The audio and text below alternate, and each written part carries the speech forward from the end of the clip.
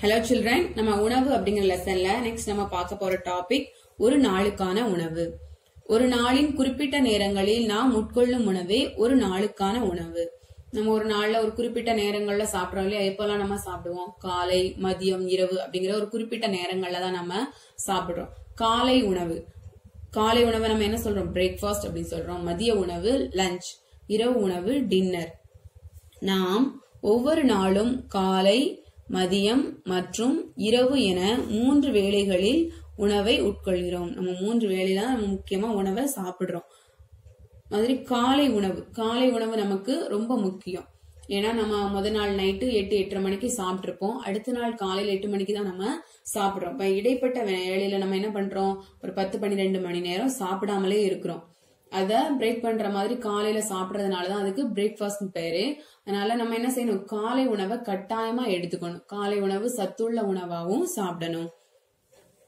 காவியாவும் சூர்யாவும் 3ஆம் வகுப்பு படித்து வருகின்றனர். அவர்கள் காலை 8 மணிக்கு பள்ளி செல்வதற்கு முன்பு காலை உணவை உண்பார்கள். காவியா, சூர்யான்னு சொல்லிட்டு ஒரு 2 பேரு ஸ்கூல்ல நடக்கிற விஷயங்கள் மாதிரியே நம்ம சாப்பிடக்கூடிய உணவு வகைகள், அவங்க எத்தனை மணிக்கு சாப்பிடுவாங்க அந்த மாதிரியே ஒரு கதை மாதிரி கொடுத்திருக்காங்க. உங்க காவியாவும் சூர்யாவும் என்ன கிளாஸ் படிக்கிறாங்க? 3rd ஸ்டாண்டர்ட் படிக்கிறாங்க. அவங்க காலையில 8 மணிக்கு பள்ளி ஸ்கூலுக்கு போகணும். அதுக்கு முன்னாலேயே அவங்க என்ன பண்ணிடுறாங்க? அவங்களுடைய காலை உணவை சாப்பிட்டுறாங்க. பொதுவா அவங்க என்ன மாதிரி காலை உணவெல்லாம் எடுத்துக்கிறாங்கன்னு பாருங்க. பொதுவாக அவர்களின் அம்மா இட்லி, தோசை, முட்டையுடன் கூடிய ரொட்டி, கேழ்வரகு கூழ், இடியாப்பம், பூரி, ஆப்பம் மற்றும் பொங்கல் போன்ற உணவு வகைகளை காலை உணவாக தயாரித்து அளிப்பார். உங்க அம்மா என்ன பண்றாங்க? என்ன மாதிரி கொடுத்துருக்காங்க இல்லையா? இந்த மாதிரி உணவு வகைகளை எல்லாம் காலை உணவா கொடுக்கறாங்க.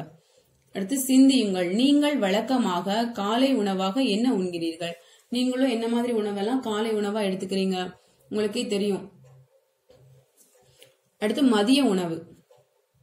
மதிய உணவு இடைவேளைக்காக 12:40 மணிக்கு பள்ளி மணி ஒலிக்கிறது. காவியாவும் சூர்யாவும் தாங்கள் நண்பர்களுடன் மதிய உணவு உண்பதற்காக கைகளை கழுவி சாப்பிட அமர்ந்தார்கள். நம்ம சாப்பிடுறதுக்கு முன்னால நம்ம கைகளை சுத்தமா கழுவுறது ரொம்ப முக்கியம்.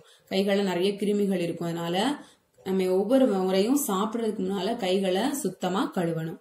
அடுத்து என்ன பண்றாங்க பாருங்க. அப்போது அனைவரும் தரையில் துண்டை விரித்து அதன் மேல் தட்டை வைத்து அதில் தாங்கள் கொண்டு வந்திருந்த எலுமிச்சை சோறு, பழக்கலவை, கீரைகள், சாம்பார் சோறு, பிரியாணி, தக்காளி சோறு, காய்கறி கலவை, தயிர் சோறு, புளி சோறு மற்றும் தானியங்கள் போன்றவற்றை பகிர்ந்து உண்ண தொடங்கினார்கள்.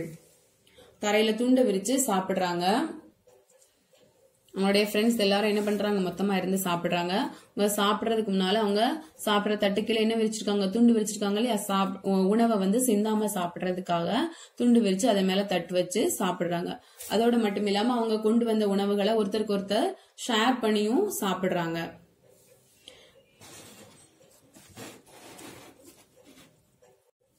சிந்தியுங்கள். உங்கள் நண்பர்கள் என்னென்ன மதிய உணவு கொண்டு வருகிறார்கள்?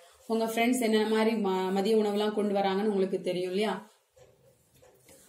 காவியாவும் சூர்யாவும் தூங்கச் செல்வதற்கு அரை மணி நேரத்திற்கு முன்பு இரவு உணவு உண்பதை வழக்கமாக வைத்துள்ளனர்.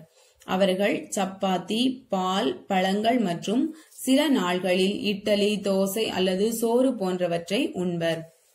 அதாவது இரவு உணவை நம்ம எப்படி சாப்பிடணும் அப்படின்னா, நம்ம தூங்க போறதுக்கு அரை மணி நேரத்துக்கு முன்னாலேயே நம்ம இரவு உணவை சாப்பிடணும். நம்ம சாப்பிட்ட உடனே தூங்கணும் அப்படின்னா நமக்கு என்ன ஆகும்? நம்ம சாப்பிட்ட உணவு சில நேரத்துல செரிமானம் அடையாம இருக்கும்.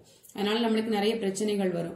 அதே மாதிரி நம்ம சீக்கிரமாவே சாப்பிட்டுட்டு ரொம்ப நேரம் ஒரு 2 மணி நேரம் 3 மணி நேரம் கழிச்சு நம்ம தூங்குறோம் அப்படின்னாலும் நமக்கு மறுபடியும் என்ன வந்துடும்? பசி வந்துடும். அதனால நம்ம தூங்குறதுக்கு அரை மணி நேரத்துக்கு முன்னாலேயே நம்ம இரவு உணவை எடுத்துக்கணும். சிந்தியுங்கள். நீங்கள் ஒவ்வொரு நாளும் எந்த நேரத்தில் தூங்கச் செல்கிறீர்கள்? எந்த நேரத்தில் உங்கள் இரவு உணவை உண்கிறீர்கள்? ஒரு வாரத்துக்கு நீங்க என்ன பண்ணுங்க? நீங்க எத்தனை மணிக்கு தூங்க போறீங்க? அதுக்கு நீ எவ்வளவு நேரத்துக்கு, என்ன நேரத்துல நீங்க சாப்பிடுறீங்க அப்படிங்கறத எழுதி நீங்க செய்யற செயல் சரியானதா அப்படிங்கறத தெரிஞ்சுக்கோங்க. அடுத்து நிரப்புவோமா. உங்கள் நண்பர்கள் எந்தெந்த உணவை உண்ண விரும்புகிறார்கள் என்று கேட்டு அட்டவணையை பூர்த்தி செய்க. ஃபர்ஸ்ட் இங்க உங்களுடைய நண்பர்களுடைய பெயர்கள் எழுதணும். அடுத்து அவங்க சாப்பிட விரும்பக்கூடிய காலை உணவு, மதிய உணவு, இரவு உணவை இங்க எழுதணும். பதிலளிப்போமா. படங்களில் உள்ள பல்வேறு செயல்களை உற்று நோக்கி கீழ்காணும் வினாக்களுக்கு விடையளிக்க. இங்க நிறைய செயல்கள் கொடுத்திருக்காங்க பாருங்க. இந்த செயல்கள்ல எது சரியானது எது தவறானது அப்படிங்கறத நம்ம கவனிச்சு இங்க பதில் அளிக்கணும். ஃபர்ஸ்ட் படம் பாருங்க. ஒரு பையன் என்ன பண்றான், சாப்பிடுறான். சாப்பிடும் போது கம்ப்யூட்டர் பார்த்துட்டே சாப்பிடுறான். இது தவறான செயல். நம்ம சாப்பிடும் போது நம்ம முழு கவனமும் நம்ம உணவுல இருந்து உணவை மட்டும் கவனமா என்ன செய்யணும், சாப்பிடணும். நம்ம எதையும் டிவி பார்த்துட்டோ அதாவது மொபைல் பார்த்துட்டோ நம்ம என்ன செய்யக்கூடாது, சாப்பிடக்கூடாது. இது தவறான செயல். அடுத்து பாருங்க, ஒரு பையன் என்ன பண்றான், ஸ்கிப்பிங் விளையாடுறான் இல்லையா. இது நம்ம உடலுக்கு ஆரோக்கியம். நம்ம உடற்பயிற்சி செய்யறதுனால நம்மளுடைய உடல் ஆரோக்கியமா இருக்கும். இது சரியான செயல். மூன்றாவது செயல் பாருங்க, ஒரு பொண்ணு கூல் ட்ரிங்க்ஸ் குடிக்கிறா இல்லையா. அந்த மாதிரி கூல் ட்ரிங்க்ஸ் எல்லாம் குடிக்கிறது நம்ம உடலுக்கு தீங்கு விளைவிக்கக்கூடியது. சோ இந்த செயலும் தவறான செயல். அடுத்து ஃபோர்த் பிக்சர் பாருங்க. ஒரு பையன் என்ன பண்றான், ஃப்ரூட்ஸ் சாப்பிடுறான். பழங்கள் சாப்பிடுறது நம்மளுடைய உடல் நலத்துக்கு நல்லது. இது சரியான செயல். அடுத்து ஒரு பொண்ணு என்ன பண்றா, நிறைய தண்ணி குடிக்கிறான். தண்ணி குடிக்கிறதும் நம்ம உடல் நலத்துக்கு ஏற்றது. அடுத்து இங்க உள்ள கொஸ்டினுக்கு ஆன்சர் பண்ணலாமா. எந்தெந்த செயல்கள் உடல் நலத்திற்கு ஏற்றவை. இங்க பார்த்ததுல நமக்கு எதெல்லாம் உடல் நலத்துக்கு ஏற்றது. இரண்டாவது செயல் ஸ்கிப்பிங் விளையாடுறது. அடுத்து நான்காவது செயல் பழங்கள் சாப்பிடுறது. அடுத்து ஐந்தாவது செயல் தண்ணீர் குடிப்பது. இந்த மூணும் நமக்கு உடல் நலத்துக்கு ஏற்ற செயல்கள். எந்தெந்த செயல்கள் உடல் நலத்திற்கு ஏற்றவை அல்ல, நம்ம உடல் நலத்துக்கு தீங்கு விளைவிக்கக்கூடிய செயல் இதெல்லாம். ஃபர்ஸ்ட் செயலும் மூன்றாவதா இருக்கக்கூடிய செயலும் உடல் நலத்துக்கு தீங்கு விளைவிக்க கூடியது.